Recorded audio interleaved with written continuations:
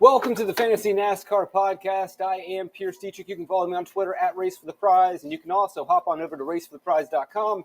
That's where you'll find information about getting access to the Fantasy NASCAR spreadsheet projections, practice data, results, advanced metrics, optimizer tool, mass entry tool, you name it. $30 for the month of February. I think it's a very fair price for all the tools that you will get. PayPal, Venmo, Cash App. The information is on the screen. Today we're going to talk some LA Clash. And we're going to look at the runs in the LA Clash. Another day down in the dungeon here. It's not really a dungeon. I've cleaned up the basement a little bit. So I'm recording here on a Saturday afternoon. I'm going to finish this up, hop on the couch, and watch some Rolex 24. But first, if I would serve you, the people, the loyal listener, hit that like, hit that subscribe, share the podcast, share the spreadsheet information. Let everybody else know I'm back. So what we're looking at with the data is how well drivers go throughout their runs. And as I mentioned in the LA Live video, I don't believe it's a wreck fest. I think there's going to be a significant amount of runs in this race. And in those significant racing segments, we will have drivers that are good either move forward or hold position. And the drivers that are predictably not so good via practice data or heat lap races will fall backwards. Some drivers will be misfortunate, and there's always, it doesn't matter what the race is, the track there it is, fast cars can get into problems and spin out. And even though, that can happen, we also have fast cars that spin out that are able to recuperate and recover. And Kyle Busch is one of those drivers who, on lap 86, falls all the way back to 25th because of carnage, but then is able to regroup, and finish third. If you get enough green flag stretches, then we can have cars that are good in practice and cars that are good in heat races and drivers that have good short flat track history that are able to get their way to the top or at least just stay at the top.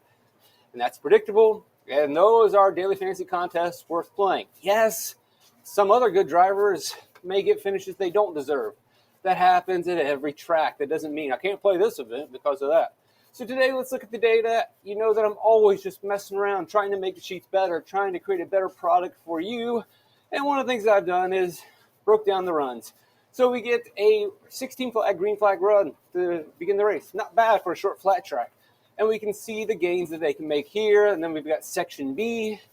I've got section C, which is 24 through laps 42. Laps 43 through 73 is section D at 30 green flag run. That's impressive. You look at that part of the race and you can really get an idea of who can drive this track, who cannot drive this track. Then we have the cautions that happen at the beginning of the second half of the race. But then things kind of clear out and we get another run here.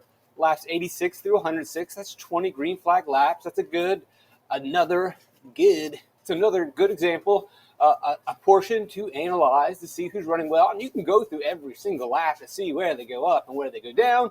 Or you can just simply look at this column which says E, and you can see that from laps 87 through 105, Martin Truex Jr. gained one spot. Now you might be saying, that's not good. Hold on, we'll explain that. We've got to make sure that we temper our expectations given the running position of a specific car before we just look at big number versus small number. We have to provide context, and we'll do that in a second. And then we've got run F, which is 114 through 140. That's over 30. That's almost 30 green flag laps. Impressive. A decent little run here from 144 to the finish to close her out.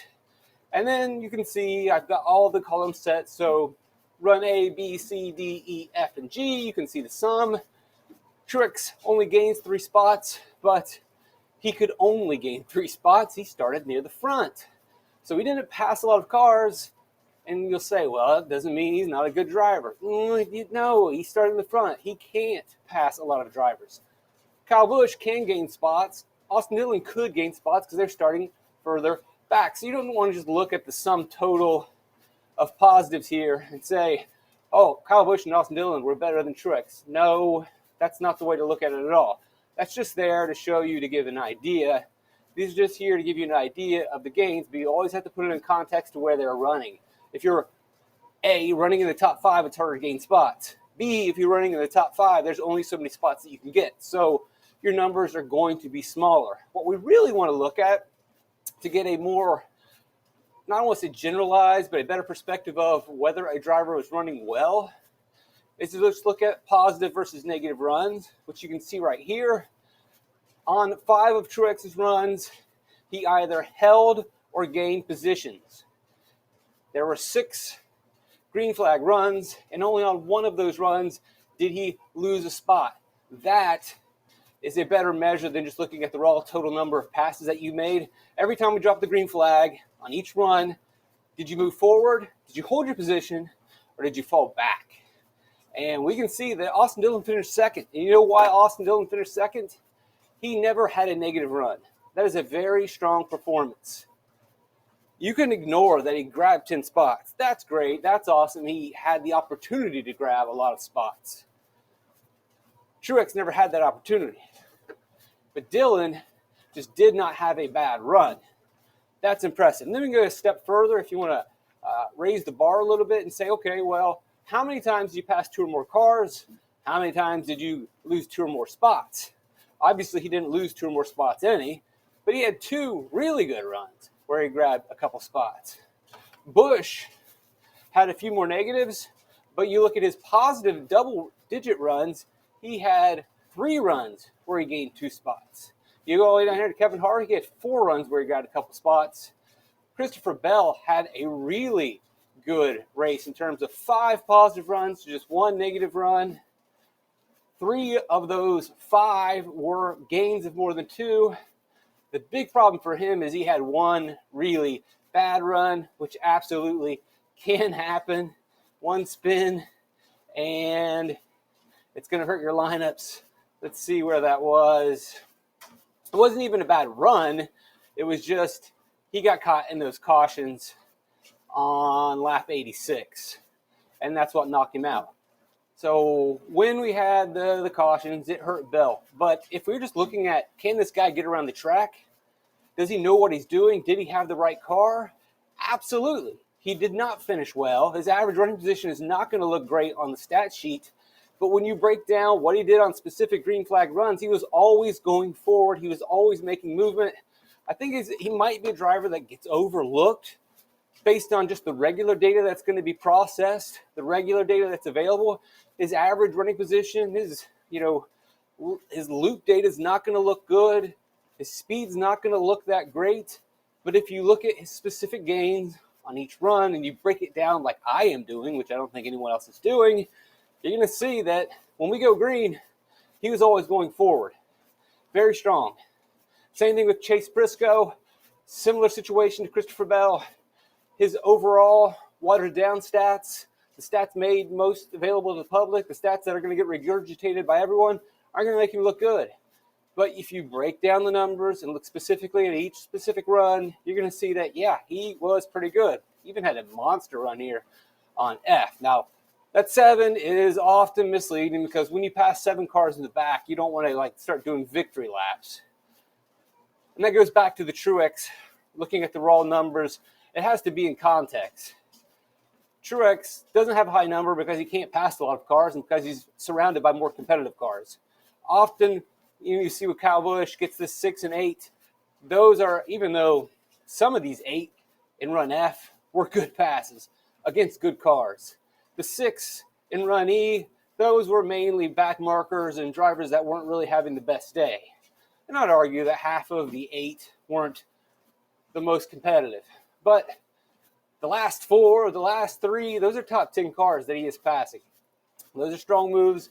Those are strong passes. That's some really good racing by Kyle Busch. So I'll just read through some of these notes.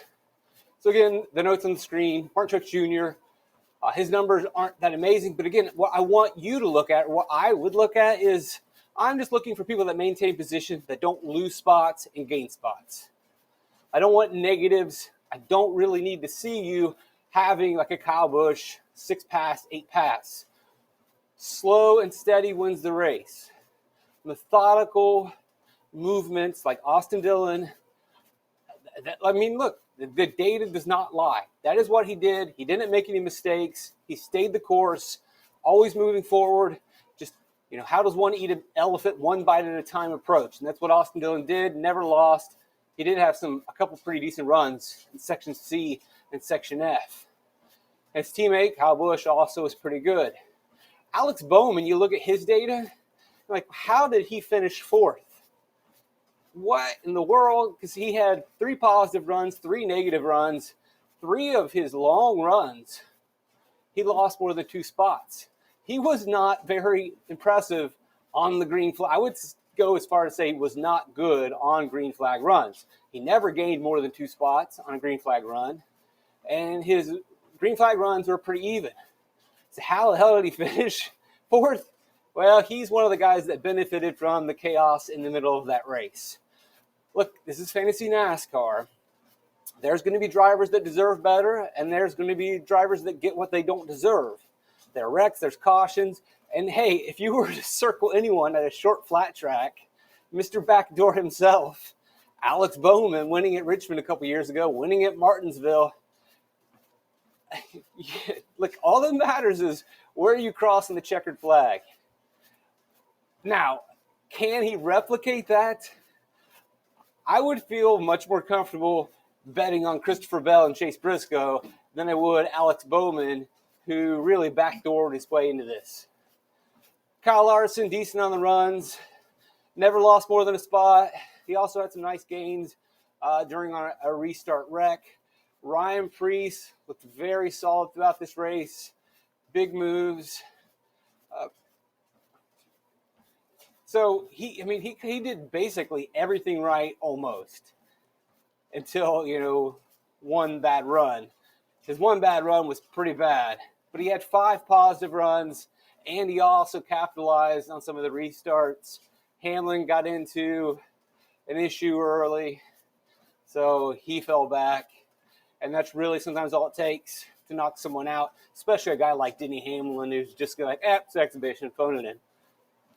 Justin Haley was good in the 2022 race. Good 3 runs to the finish, but all were passes on the outside. Look at Haley had a strong 2022 race before he got in that wreck with Kyle Larson, where he was up front for most of the race.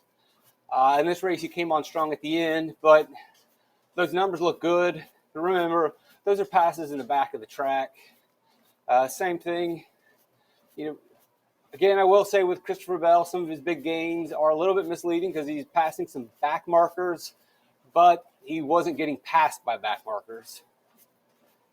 Bubba Wallace had a really good race, got dumped by Dillon at the end. Ty Gibbs was running quite well before he got into his wreck, and that was interesting to see. And he might be someone that goes overlooked in this event, because his overall data is obviously not going to look good. He finished 26th. It's just not that great. But if you look at his lap-by-lap data, and I know he's got all these laps in the back, but he was moving forward on some of these right here towards the end. He's slowly picking them off, kind of on his way. And it's not great, but there might be something there for Mr. Gibbs. Who knows? Got to wait and see. Anyway, this data is at racefortheprize.com if you want to go through it. My main takeaway or suggestion to you is to look at the data and just look at guys who are going positive more often than they were going negative. If you want to look at some of these raw numbers and use that to help you go heavier on another driver because of some of the big gains they make during specific runs, that's up to you. But really, I like looking at on the green flag runs, were you able to go forward? And I think overall, looking at this data suggests that it is a predictable race and it's not just a complete wreck fest. Truex wins the race. 5 of the 6 green flag runs, he went forward. Austin Dillon finishes second. He was always going forward. Yeah, there's a couple of outliers here. Bowman and Larson are going to benefit from some of the cautions. But at the same time, Kyle Busch got involved in one of the cautions and was still able to recover. And he was positive, especially when it mattered, finishing with positive runs and big runs to close out the race. That sounds predictable. That sounds like lap by lap and heat race data is going to be significant. You can even go down here a little bit further. Reddick and Preece. Is it perfect data? Is it completely predictable? No, because NASCAR is not completely predictable. We are always going to have races where, and I feel like I'm beating the dead horse here, but I think sometimes, I don't know why it is, like we forget that we accept like wrecks will happen at some tracks, and that some drivers will finish that shouldn't finish where they did, and we don't think anything of it. We completely accept that at other racetracks. We understand that it's racing and bad things happen, and some things are unpredictable. Fast car in practice makes a mistake in the race and they don't finish where they're supposed to. Fine. And that can happen at the LA Coliseum. But we then take it a step further and say, oh, but because that happened, the LA race is unpredictable and not worth playing. You don't do that at any other track for the most part. Because some unfortunate event happens at another event doesn't lead you down the road of, well, you can't play at this racetrack because that one time Kevin Harvick had that one thing happen to him and he was fast and he didn't get the finish that he deserved. So this is an unpredictable racetrack. You don't do that. So why are we then going to the LA Clash and saying, well, look, Alex Bowman didn't deserve that, and so this is an unpredictable race? Yes, there's going to be chaos and carnage. There's going to be bumping and banging. There's going to be unfortunate events, and hopefully you end up on the right side. But we've got to be careful with these generalizations, these broad strokes. I know I'm guilty of it myself, and often in early podcasts when I'm looking at the initial data. But as I dig deeper into it, I'm like, well, hold on, let's dial that back. Let's get a more nuanced understanding of what is really going on. Yeah, there's going to be a little bit of a mess. And two of the picks that probably end up in the winning lineup are going to seem strange. But that's always the case. And that's almost always, and that's a good thing. That really is, because that allows you to differentiate. That allows you to separate, as long as you're not just tailing picks from a YouTube show. If you're tailing picks from a YouTube show, then yeah, you're all going to end up on the wrong two guys. Or if you're lucky, you all end up on the same two guys and you split everything. But if you're going through your own data and you're using the Fantasy NASCAR spreadsheet, you may be able to, swerve a little bit and find those two guys that possibly benefit. Who knows? Anyway, as we close out podcast 631, I believe this is. This actually might be 632. I lose track, obviously, after a long time of doing this. Please go to racefortheprize.com. That's where you can get information about getting access to the Fantasy NASCAR spreadsheet. You can follow me on Twitter at Race for the Prize. You can go to DK Network, read my NASCAR, my NBA, NFL articles. I get the pleasure of writing up the NFL prop bet for the Super Bowl.